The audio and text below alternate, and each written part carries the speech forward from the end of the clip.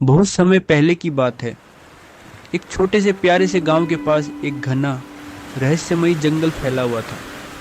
उसी गांव में रहता था हरिया, एक गरीब लेकिन मेहनती लकड़हारा। हरिया रोज जंगल जाता, पेड़ काटता और लकड़ियां बेचकर अपना गुजारा करता था। उसके फटे पुराने कपड़े और थके हुए कदम उसकी कड़ी मेहनत की कहानी खुद बयां करते थे। एक दिन हरिया जंगल में नदी किनारे एक पेड़ काट रहा था। सूरज की किरणें पत्तों के बीच से छन कर आ रही थीं और नदी की हल्की हल्की कलकल ध्वनि वातावरण को मधुर बना रही थी। तभी अचानक उसकी कुल्हाड़ी फिसली और धप्पाक सीधी नदी में जा गिरी। हरिया का चेहरा उतर गया। वह घबराकर नदी किनारे बैठ गया और रोने लगा। अब मेरा क्या होगा? मेरी रोजी रोटी चली गई। वह फूट फूट कर रो पड़ा।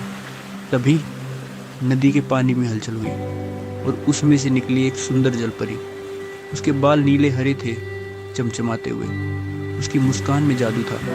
जलपरी ने कोमल आवाज में पूछा, क्या हुआ लकड़हारे, क्यों दुखी हो? हरिया ने अपनी सारी सच्चाई साफ साफ बता दी। जलपरी मुस्कुराई और नदी में डुबकी लगाई। कुछ ही पलों में वह एक चमचमाती सुनहरी कुल्हाड़ी लेकर बाहर आई। उसने पूछा, क्या यह तुम्हारी कुल्हाड़ी है? हरिया ने ईमानदारी से सिर हिलाया।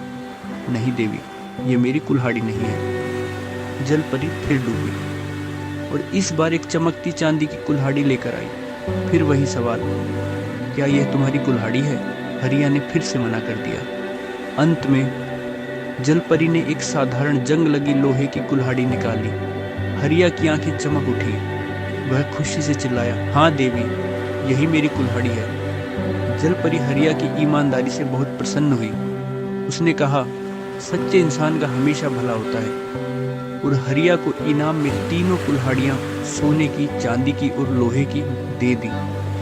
तो दोस्तों, कैसी लगी आपको आज की यह कहानी?